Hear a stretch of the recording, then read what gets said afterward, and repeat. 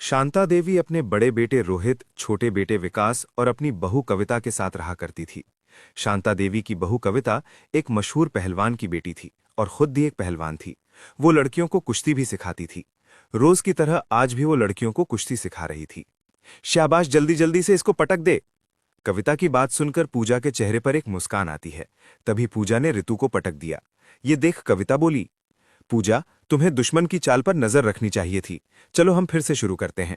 इसके बाद वो लोग दोबारा से कुश्ती करते हैं और शाम को कुश्ती खत्म होने के बाद कविता भी अपने घर को निकलती है। कविता बहुत अच्छी टीचर होने के साथ साथ एक बहुत अच्छी इंसान भी थी। अब वो घर आती है तो देखती है कि उसकी सास उसका इंतजार कर रही है और अपनी सास को इस तरह से इंतजार करते देखकर कविता कहती है, सॉरी माँ जी, फिर से मुझे देरी हो गई। आपने चाय पी नहीं बहू? मैं तो इंतजार कर रही थी। शाम की चाय तो मैं तेरे साथ ही पीती हूँ। अब जब तू आएगी तभी तो मैं चाय पीऊंगी। सास की बात सुनकर कविता मुस्कुराती है। ठीक है माँ जी, आप बैठिए, मैं 2 मिनट में चाय बनाकर लाती हूँ। अब कविता जल्दी से चाय बनाकर लाती है और अपनी सास के साथ अखाड़े की बातें करते हुए चाय पीती है। तभी उसका देवर विकास वहां आ जाता है और कहता है, पता है भाभी, आज कॉलेज में क्या हुआ? क्या हुआ देवर जी? भाभी, आज एक लड़के से मेरा झगड़ा हो गया। बात मारपीट तक पहुंच गई। फिर मैंने तो उसे बता दिया कि मेरी भाभी बहुत बड़ी पहलवान है। ये सुनकर ही वो डरकर भाग गया। उसे इस तरह डरकर भागता देख मुझे और बाकी सबको बहुत हंसी आई। हम तो जोर जोर से हंसने लगे। क्यों देवर जी, आप भी ना? किसी लड़की को ऐसे डराना अच्छी बात नहीं है। बहू, ये नहीं सुधरेगा। शरीर से बड़ा हो गया है पर दिमाग से अभी भी छोटा है। लेकिन ये कब तक इस तरह छोटा रहेगा? आखिर देवर जी को कभी तो बड़ा होना पड़ेगा ना? क्यों देवर जी? क्या भाभी, आप दोनों मिलकर मेरी खिल्ली उड़ा रहे हो। मुझे नहीं करनी आप लोगों से कोई भी बात। उसकी बात सुनकर सास बहू दोनों हंसने लगते हैं। ऐसे ही समय बीत रहा था। एक दिन विकास अपने कॉलेज की दोस्त नेहा को अपने घर वालों से मिलवाता है। माँ, भाभी, मैं और नेहा बहुत अच्छे दोस्त हैं। हम दोनों कॉलेज में एक साथ हैं। आप दोनों सिर्फ दोस्त हैं या दोस्त के नाते विकास तुम एक लड़की को घर लेकर आ गए हो? सोचा है तुमने लोग क्या सोचेंगे? चलो अब सच सच बता दो, तुम दोनों सिर्फ दोस्त हो या बहुत अच्छे दोस्त हो? क्योंकि हमें तो नेहा बहुत पसंद है। क्यों माँ जी? सही कहा बहू ने, मुझे भी लड़की बहुत पसंद है। बहुत जल्द मेरे भी घर में 2-2 बहुएं आ जाएंगी। तो बोलो बेटा, तुम्हारा रिश्ता लेकर कब आऊं तुम्हारे घर?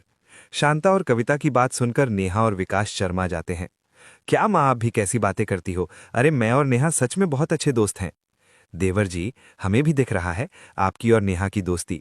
तभी तो हम इस दोस्ती को रिश्तेदारी में बदलने की सोच रहे हैं। इतना बोलकर कविता हंसने लगती है और कविता की बात सुनकर विकास और नेहा दोनों ही शर्म से अपनी नजर झुका लेते हैं। और इस तरह बहुत जल्द शांता अपनी बड़ी बहू के साथ नेहा का हाथ मांगने उसके घर जाती है।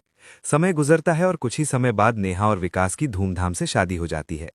शादी के अगले ही दिन कविता तैयार होकर कुश्ती सिखाने के लिए जा रही होती है तो नेहा अपनी जेठानी को रोकते हुए कहती है, भाभी, आप मार्केट जा रही हो क्या? अरे नहीं नेहा, मैं लड़कियों को कुश्ती सिखाने जा रही हूँ। अच्छा, मुझे विकास ने बताया कि आप पहलवान हो। लेकिन भाभी, आपको अजीब नहीं लगता एक लड़की होकर आप पहलवानी करती हो? मेरा मतलब कुछ और भी तो कर सकती थीं। जरूरी है क्या कि कुश्ती ही करना? लेकिन पहलवानी में क्या बुराई है? लड़की होने का मतलब ये तो नहीं कि मैं पहलवानी छोड़ दूं। क्या लड़की पहलवानी नहीं कर सकती? मुझे पहलवानी करना बहुत पसंद है। मुझे अपने पेशे पर गर्व है। अब तुम ज्यादा मत सोचो। ऐसा कहकर कविता पहलवानी सिखाने के लिए चली जाती है। ऐसे ही कुछ दिन बीत जाते हैं। एक दिन की बात है, सभी लोग हॉल में बैठकर कॉफी पी रहे थे। तभी नेहा कहती है, विकास, आज पिताजी का फोन आया था। मुझे मेडिकल कॉलेज में एडमिशन मिल गया है। कल से मेरी क्लासेस हैं।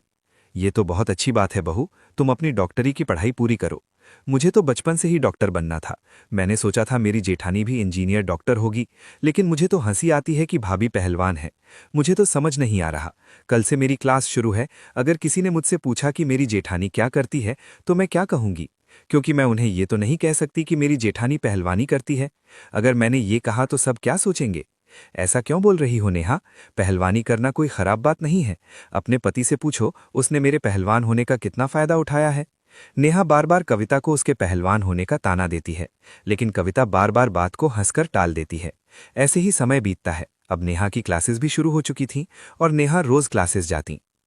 एक दिन की बात है, नेहा अपनी स्कूटी से मेडिकल कॉलेज से आ रही थी। तभी रास्ते में 3 लड़के उसके पीछे पड़ जाते हैं और चलते हुए उस पर कमेंट पास करते हैं।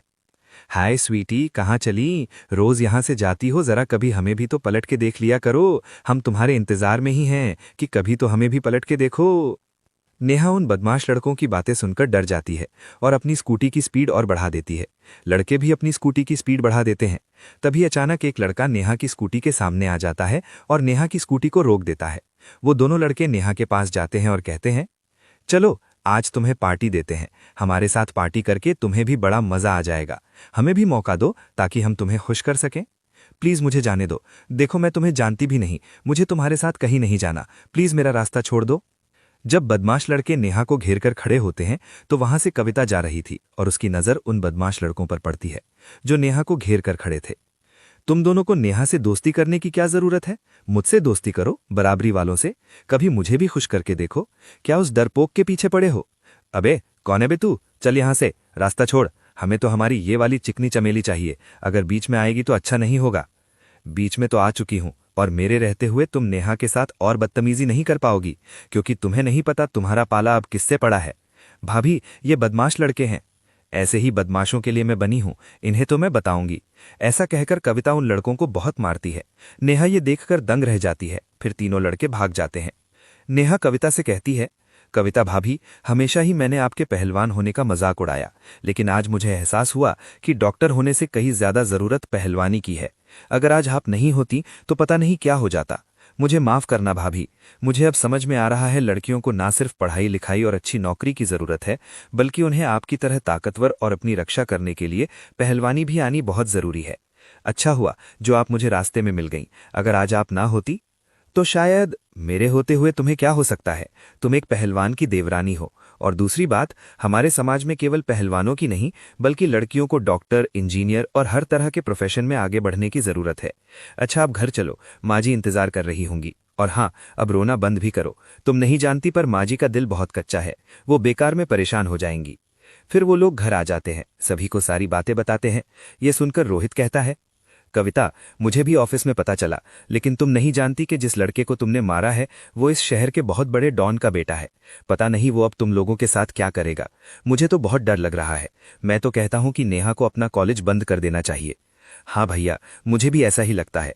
मैं नहीं चाहता कि नेहा या भाभी के साथ कुछ भी गलत हो। डॉन से पंगा लेकर हमने सही नहीं किया। अरे कैसी बातें कर रहे हैं आप लोग? उन गुंडों से डरकर भला नेहा से अपना कॉलेज बंद करवा दें? नेहा, तुम्हें कॉलेज छोड़ने की कोई जरूरत नहीं है। अगर आप लोगों को इतना ही डर लग रहा है तो मैं खुद ही अखाड़े जाते समय नेहा को कॉलेज छोड़ दूंगी और आते समय ले आऊंगी। मुझ पर भरोसा रखिए, हमें कुछ नहीं होगा। अगर हमने एक डॉन के भाई से पंगा लिया है तो आप लोग इस बात को याद रखिए कि मैं भी एक पहलवान हूं। मैं उस डॉन और डॉन के पूरे खानदान को धोबी पछाड़ दे सकती हूं। ठीक है कविता, हमें तुम पर भरोसा है, पर अपनी देवरानी के साथ तुम अपना भी ख्याल रखना।